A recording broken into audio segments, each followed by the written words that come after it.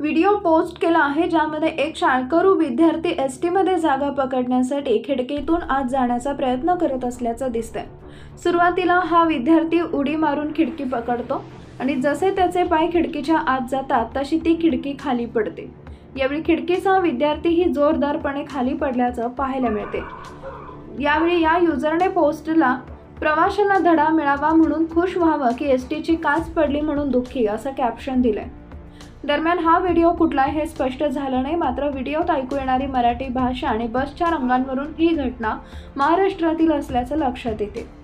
हा प्रकार समोर आल्यानंतर पुन्हा एकदा राज्यातील एसटी बसच्या दुरावस्थेचा आणि ग्रामीण भागातील खऱ्या परिस्थितीचं चित्र समोर आलंय।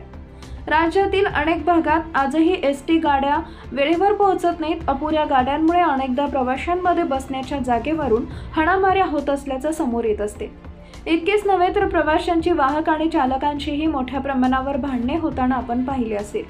महागड्या महामंडळाच्या गाड्या राज्यात सर्वसामान्यांसाठी प्रवासाचं प्रमुख साधन आहे। दररोज लाखो लोक एसटीने बसने प्रवास करत असतात।